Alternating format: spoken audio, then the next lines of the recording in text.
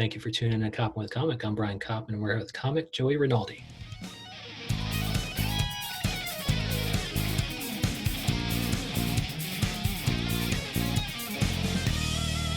Joey Rinaldi, how the hell are you? I'm doing pretty good. I'm happy to be on the show. Yeah, thank you so much. I saw your setup there on the other end, man. You got a couple of mics. You are deluxe. You're ready to go. Yeah, it's because I knew nothing about podcasting, and then a few months ago I started a podcast, and so every day I've just been like slowly building more stuff to make me better at this thing. I hope I sound good right now. Oh, no, you sound amazing, man. I can't wait. Now tell me, where can people find you, do your funny online? I follow you at the Joey Rinaldi at both Twitter and Instagram. Yeah, and if you type at the Joey Rinaldi, I'll show up anywhere like Venmo, Facebook. That's just where I am everywhere. Okay, cool. And what we're going to talk about today is you got a new podcast coming out. It's Trailer Trashing. I love it. Yeah, it came out I think like 6 weeks ago. We have 6 episodes out, and the whole podcast is just me and my 2 buddies watching and making fun of movie trailers. It's that simple. Yeah. So which ones have you done so far? So each week we pick, so we don't do like new movies coming out. We just like do trailers of movies that already exist. So like each week we pick a new theme. Like the most recent episode we did baseball movies. Okay. So we watched the movie trailers of The Sandlot, of Fever Pitch, and Air Bug, like 7th inning fetch. Okay, cool. And you guys are being hilarious. Yeah, because I feel like all podcasts are just like people riffing. So we were like, we need a reason to riff. So we were like, movie trailers, that will be the reason that makes us funny, I guess. Yeah, and so is the reason why you kind of started because you're kind of quarantining with a couple funny people? It's actually something that I started like a month right before quarantining began. Okay. And then we released it over quarantine. So everybody just like thinks we're like a quarantine podcast, but no, we had this plan. This was in the works since February. And so are you doing it remotely? There's an amazing app we found called Zencaster where we've been recording remotely, and it sounds pretty good. Like it actually feels like we're in all one room together, even though we're all far apart. Yeah, I've been trying some of these podcast things. Like I was going to do with Squadcast, and it didn't work for shit. And so I'm happy to finally be kind of up to date when it comes to what Skype and Zoom, and we're on Zoom right now. But after Trailer Trashing, you also have a one-man show coming out. Yeah, so that was another thing that right before quarantine, I had this one-man show called Storytime with Joey Rinaldi, and I did it a bunch. Like I did it like 6 nights under St. Mark's. I did it a few nights at the Crane. And I even did it a few times outside of New York City, like in my hometown in Stamford, Connecticut. And I was just doing this show a bunch, and I recorded it one night. We had this sold-out show at the Crane Theater, which is this lovely theater above New York Comedy Club on 4th Street. Mm-hmm. And we sold it out. We packed it out. So I got a whole film crew, an audio crew, and we like professionally filmed it. And so we're in the process of editing that, and I'm going to be releasing that soon. And I don't really know exactly what we're going to do with it right now. There's a chance it may actually go on Amazon. It may go through some film festivals before that. And I'm just really excited about it. And now what kind of differentiates a one-man show versus just like a stand-up set? So I feel like the difference between, because I feel like a stand-up special normally is like, a stand-up special is like, this is me, I'm a comedian, and I have a bunch of new jokes, and this is my hour of great jokes. And yeah. I feel like a one-man show is more like, I'm a comedian who's trying to do like a poignant thing, and I'm using my jokes to like help. I feel like almost a one-man show is almost like an essay with like a thesis, and like the jokes is like the body of it. And can you let us know the thesis of Storytime with Joey Rinaldi? And by the way, just because it's like I have a poignant thesis doesn't mean it's a meaningful thing. It's very stupid and goofy. So what's the goofy thesis? It's just that I have a really embarrassing life, and that I feel as if hearing my embarrassing stories, it will be helpful for other people to know that they're not as crazy, because like we're all kind of weird, and I think it's good for other people to hear other weirdos talk about their weird stories. So like no one's feeling super self-conscious. Yeah, what are some of the things that you're exploring on stage, if you could tell us? You don't have to tell me any jokes. Yeah, yeah. I tell a bunch of stories because it's story time with Rinaldi. One of the stories is how my first kiss was with somebody who I later realized was actually like kind of my cousin, like third. Like another story is how like I was like obsessed with this girl in high school, and like I thought I was like being really romantic, but Right. then I realized that all like the stuff I perceived as romantic was just stalking. Because I was like, I'll just wait outside her classroom every day. I would get out of my classes early and I'd run to her classes. I'd be like, I'm gonna stand right here, so when she catches up, I'll come outside. I'd be like, I'll be there waiting. And I didn't really understand that you're not supposed to do that. And so, and how did you find out that that was inappropriate? it was just like one of those things where like all the girls in my school were like, hey, you gotta stop following Haley. I was like, I'm not following her, I'm being romantic. They go, no one thinks that. I love that. And I blame I blame romance movies. And this is something that I think a lot of people like. The whole point of my show is that I feel like it's relatable to a lot of people because like they can connect with the. I think everybody at some point thinks very stupidly, and I never ended. And so like one of the stupid things that I thought is that like if you just follow what romance movies do, you'll be fine. Like that's the ticket to getting ladies. Yeah. And it's not true. Romance movies only work in the movie. Doing those things in real life is just bizarre. Like Ryan Gosling, The Notebook, he builds Rachel McAdams a house, which the girls watching the movie will be like, oh my God, that's so sweet. I want somebody building me a house.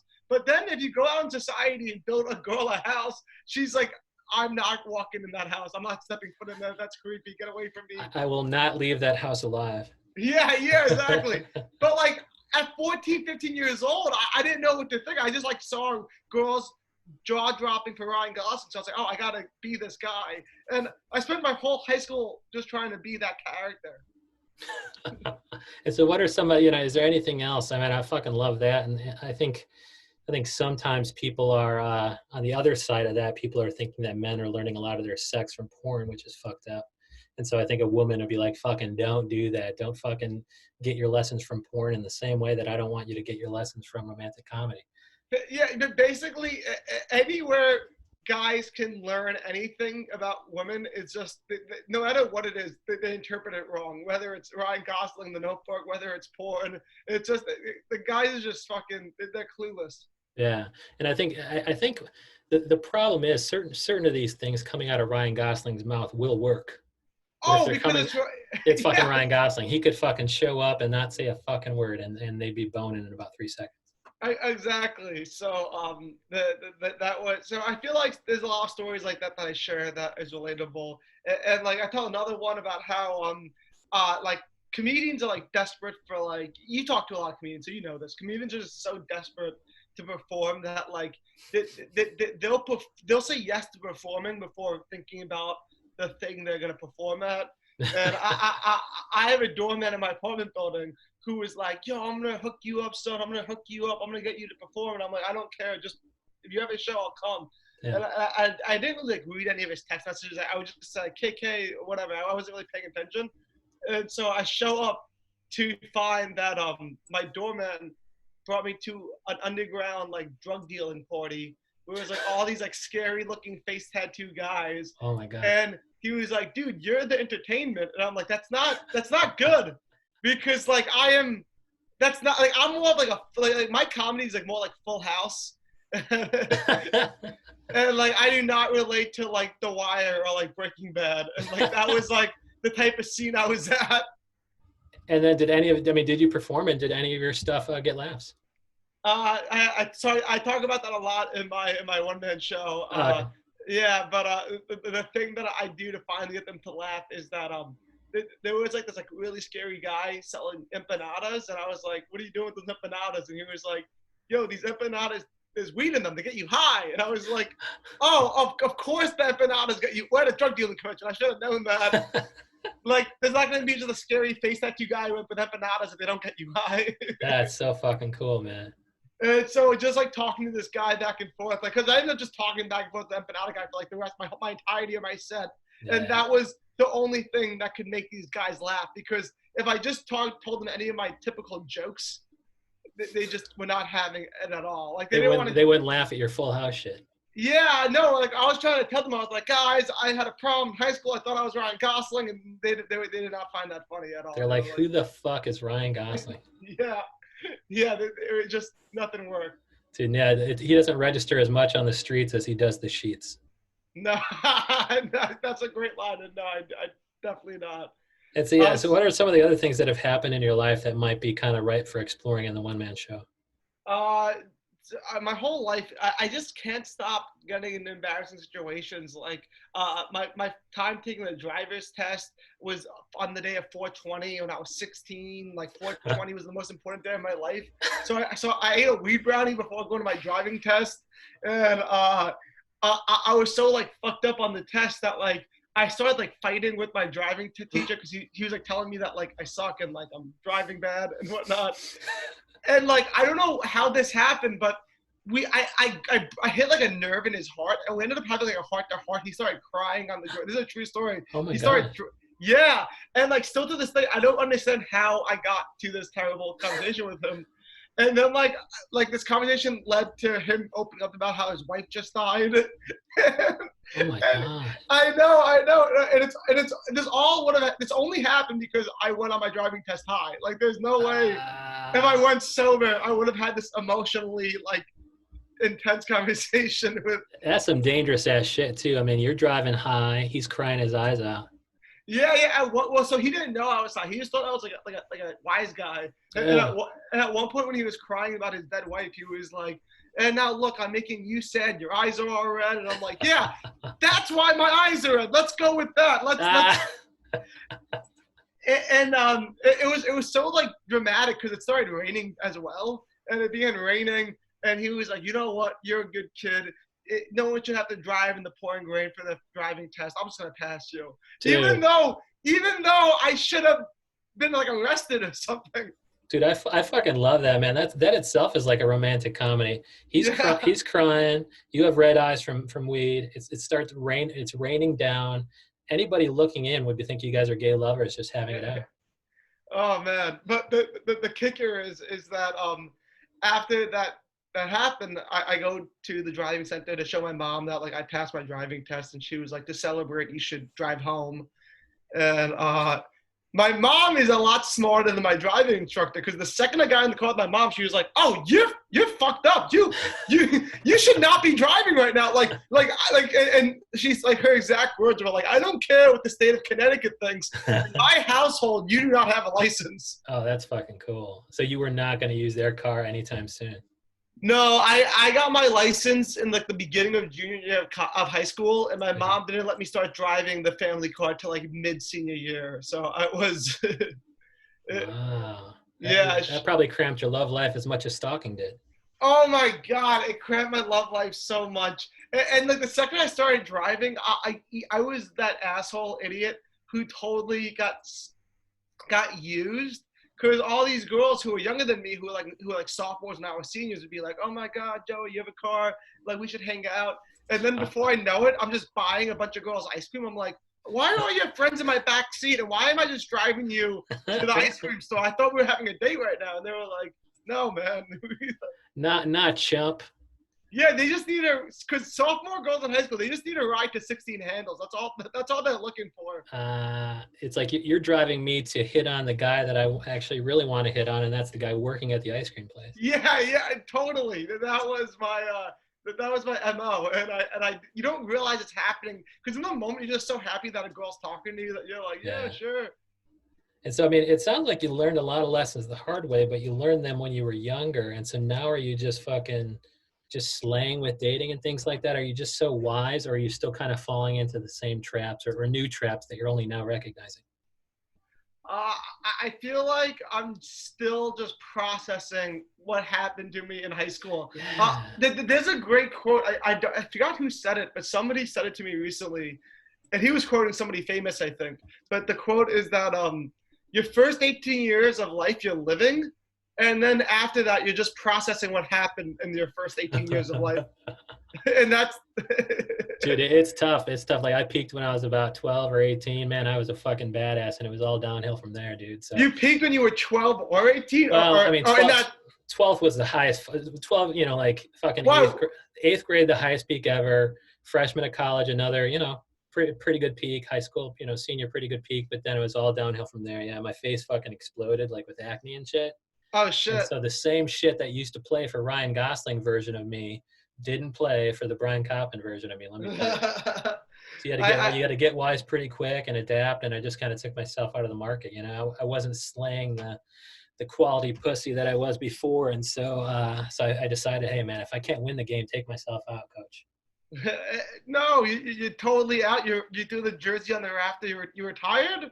Dude, yeah, right. I fucking hung him up, dude. I didn't want to do a Jordan. Well, I mean, I guess Jordan came back and won 3 more, but I didn't want to do anything else, man. Come back less than, because it's like, dude. I mean, if you're used to one level of treatment and then you're not getting that treatment anymore, it's like fuck that shit. But wait, Brian, where do you live? I'm in Astoria. Okay, you're in Yeah, Astoria. When quarantine's over and the bars open up, I'm taking you out for like one yeah. last hurrah.